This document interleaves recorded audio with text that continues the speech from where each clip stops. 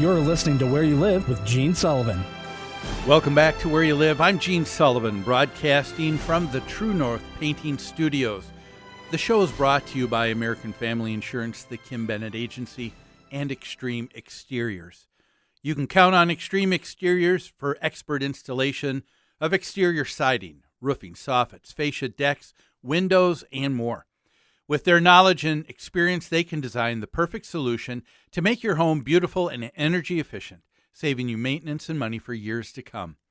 Give them a call at 763-441-1334 and tell them Gene sent you. It's time now to hear from the Community Associations Institute. The CAI Minute is brought to you by New Concepts Rental Management. Whether you're an accidental landlord or a seasoned investor, New Concepts Rental Management can advise and guide you through every aspect of the business. Give us a call at 952-922-2500. Are you a volunteer in your homeowner association? Maybe a residential property manager wanting to increase your industry knowledge and obtain professional credentials in property management. Are you a vendor or professional offering services to homeowners and associations or property managers? If you said yes to any one of those questions, then join the Community Association Institute. The CAI is a great organization, helping you be informed and more proficient in your homeowner association board member or property manager role. It's also a great way to network with potential clients. For nearly 40 years, CAI has provided education and resources to volunteer homeowners who govern community associations and the professionals who support them. Visit cai-mn.com to learn more. That's cai-mn.com. The Minnesota chapter of CAI holds monthly managers' luncheons, board member education training, property manager certification training, and much more. It also produces a bi-monthly informative magazine called Minnesota Community Living. Why not join the Community Association Institute today? You can do so online at cai-mn.com and select membership. We're talking about the story of the Mainland 3 Homeowners Association in Tamarack in Florida. And there has just been an HOA that's gone out of control. The story, we've got two individuals, a gentleman by the last name of Villela, the other one, a Strander. They took control of their Homeowners Association board. They went on to next put their wives on the board by fiat, by their decree. And what's interesting here that I'll just bring out that, when someone serves on the board, you can only have a person serve for every unit being represented. So if you have a husband and wife and you only own one unit, what that means is you can only have one person serve on the board. And it can be the husband or it can be the wife. It can't be both of them unless, of course, that couple owns additional real estate. If they own additional real estate in the association and own several units, they would be able to conceivably both be able to run because they both have a voice with additional voting rights by virtue of the fact that they own additional property there. But that's not what took place here.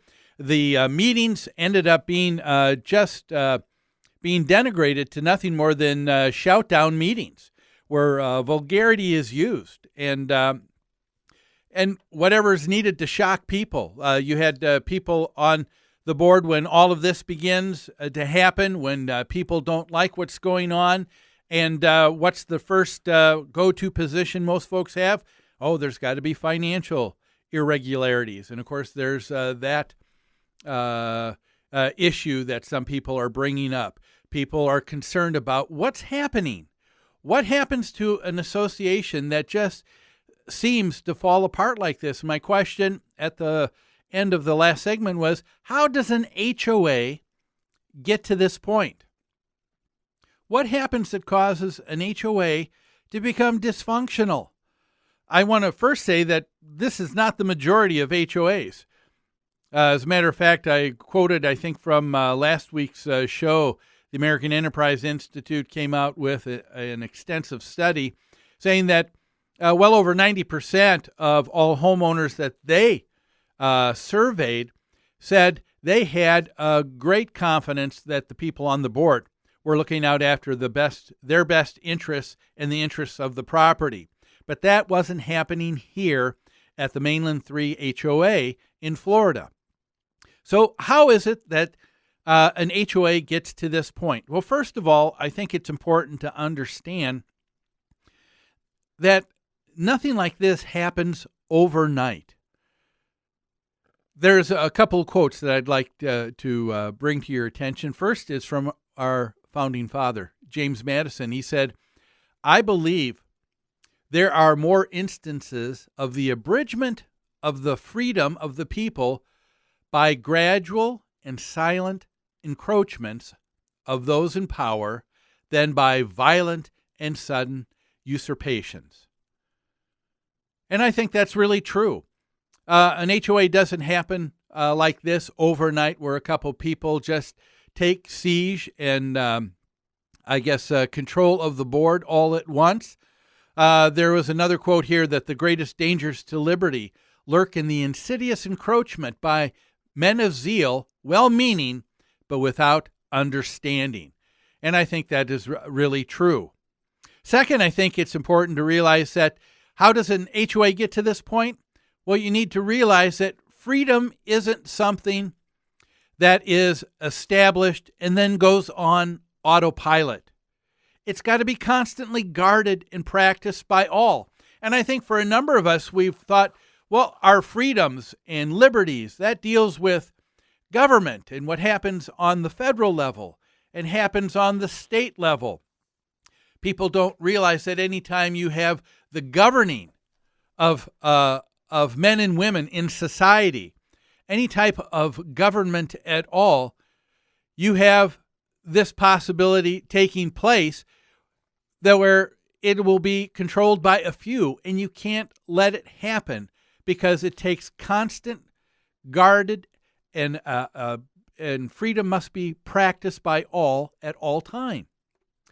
Ronald Reagan said, "Freedom is never more than one generation away from extinction." He said, "We didn't pass it on to our children in the bloodstream. It needs to be fought for, it needs to be protected, and handed on for them to do the same." George Bernard Shaw said, "Liberty means responsibility. That's why most people dread it." So how does an HOA get to this point? Well, it happens slowly because people have a mindset. And tell me if this isn't true. Is this not something that most people have probably thought at one time or another? They were misguided, not intentionally, but when sold that, hey, what are the benefits of moving in an HOA? Hey, everything is going to be done for me. And, if you go in with the understanding that everything is going to be done for me, and I mean emphasis on the word everything, well, then you get your wish, don't you? Because what that means is you have people who just sit back and don't participate and aren't involved in the politics and the governing of the HOA. What did they say happened this last time with the election nationally? They said, some 30%? Only 30% of the people in the United States who could vote did vote? What does that say about most people? That they don't understand that there is a need for them to participate.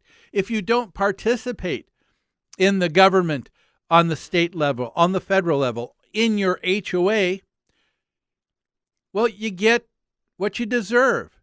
You get what you've put into it. And that's absolutely nothing.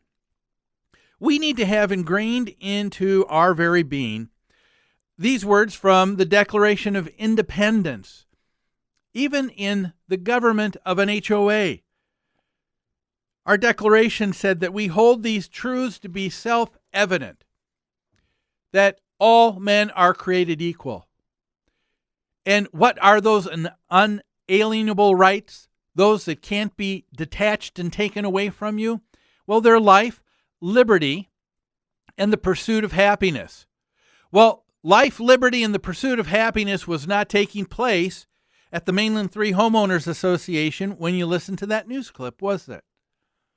And why is it? And that's because in the declaration, as it goes on to say, and here's the important part that I want you to take away from the show today.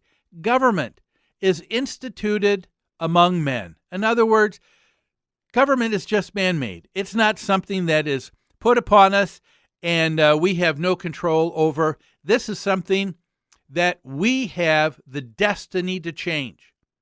And it says that we derive our just powers from the consent of the governed. It's interesting. Our founding fathers talked about two things here. They talked about people having power if they're going to be governing over you. But it's not just power. It's not just authority. It's just power. Well, what makes something just versus unjust? Well, some of that happens because it happens only because of consent given by those who are going to be governed. And if you don't participate in the process on who is going to govern you, and you just sit back, things happen a little bit at a time, just like probably what happened here at this homeowners association in Florida. And as James Madison said, he said the abridgment of freedom, he said, is gradual by silent encroachments of those in power rather than by a violent and sudden usurpation. So it happens little by little. Why? Because we don't participate. Well, I tell you what, we need to take a break right now. Don't go away. We've got a lot more to say about this story. What you can do, most importantly, if you live in an HOA, on how to have it that it's run fairly and justly in a place that you want to call home. Back after these messages.